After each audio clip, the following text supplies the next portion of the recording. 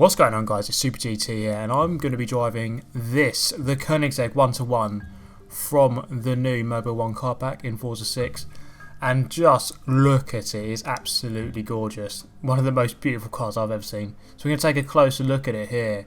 Now I'm going to go around the back. Look at that wing, that is so unusual but so cool at the same time, coming out from the roof almost. Very unusual. We're going to explode the car and go into the engine at the back. A rear engined car, of course. For something this powerful you can always have the engine at the back. And we're going to go inside to have a look at the interior, because this thing is absolutely mental. Look at that steering wheel, look at that interior. Well, actually no, don't bother looking at it. I'm going to go to the outside here, start the engine, and those dials look incredible.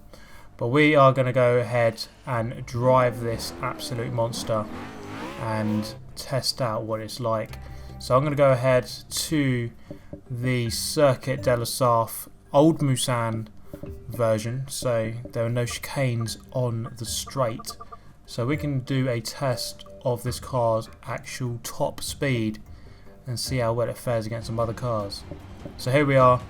We're going to go to the starting grid here. So this is the annoying thing about Forza, it puts you up against other P-class cars. Well, I chose P-class cars, but the only other cars really in this class are proper race cars, like LMP1 cars, so it's going to be an interesting one to say the least. So let's go ahead and get going.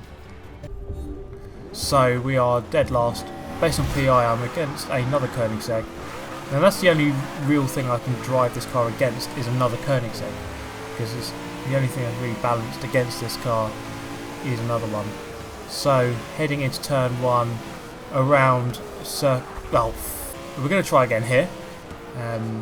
Going into turn 1, done it properly this time, and heading into the Dunlop curves. I'm going to go into the back of that Toyota GT1. The brakes really are not good. So that's the first thing we've established about the handling of this car, is that the brakes are pretty damn awful given how fast it is. It does have that spoiler, does act as an air brake. You can see as I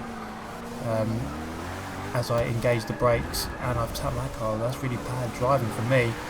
But as you engage the brakes, the rear spoiler does flip up a little bit, and I've gone wide again over these horrible little curbs. I'm all over the place. This car is not easy to drive, I can tell you that. That's the second thing I've evaluated about this car. Very bad brakes, very hard to drive, but it is very quick, and this is the third thing we're going to move on to here. Let's see how quick we can go down the Mulsanne straight with no chicanes to worry about.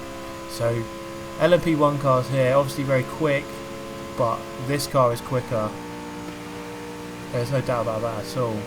And I'm approaching 260 miles an hour here, 259, 260. Look at the screen shaking, this is absolutely crazy. I don't think I've ever driven something this quick down this straight. It's making very light work of these LMP1 cars. Going from near the back of the grid up to 4th now, and getting stuck on the grass a little bit, on the side of the track.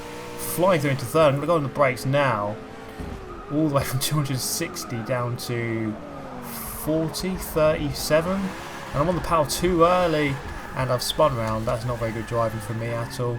Should have been a lot more careful on the throttle, and some guys are going to go back past me here as we head down this, I don't even know what this other straight is called, but I'm going to get my power on here, get the groove on in the Koenigsegg, and go flying back past them while they're standing still. Another guy up ahead here in 8th position. I'm going to go flying up his inside, but we're coming up to the tricky corners now, and he's got flying around the outside of me. Look how much quicker he's around that corner compared to me. I guess he's got a lot more downforce than me. Well, he definitely has. Although this car, it can pull 2G laterally, which is really high for this kind of car. And the reason it's called the 1-to-1 is because it's got a horsepower to kilogram curb weight ratio, essentially. So you've got say you've got 1,000 horsepower, then your car would have 1,000 will weigh 1,000 kilograms. So that's where that ratio comes from. That is a really good ratio for this kind of car, and that's probably why it makes it so quick. And a lot of people ask me, like, what car would you get if you had infinite money? If you could only buy one car, or have one really, you know, supercar, I probably would get this. This car is absolutely beautiful, and I don't think I'll get a Veyron. It's just too common. Something like this is a bit more, you know, you don't really see it very often. I've got another Koenigsegg behind me, so that other Koenigsegg is actually following me through the pack, through into 17th, I'm in 16th, through the final turn here. That wasn't the best drive from me, but we have crossed the line here and finished in 16th. So we're going to have a quick look at the race results here. Not the best drive at all, but against those LMP1 cars you don't really stand a chance. I probably could have gone another 10 seconds quicker. But Brands Hatch on the next track, no thank you. We are going to go to Top Gear test track though, give that a go, and see how quick this car goes around the track. So here we go, Top Gear test track. Now the fastest car around the Top Gear test track on Top Gear in the power laps is the Pagani Huayra, which did it in a 1:13.8. So let's see what we can do coming into turn 1. On the brakes really early, but actually turns out to be just about right. You have to be so careful on the throttle, because as we saw in the previous race at Le Mans, it does like to spin out very easily.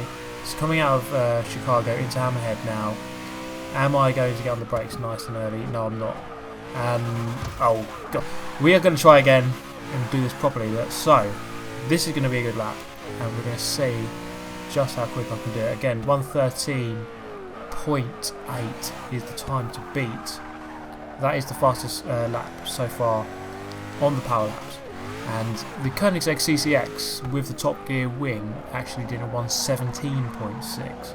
So if we can beat that, we can prove that this car is better than its predecessor with the Top Gear adjustment. I'm not sure if they actually made the adjustment. I think Koenigsegg actually did that Top Gear wing.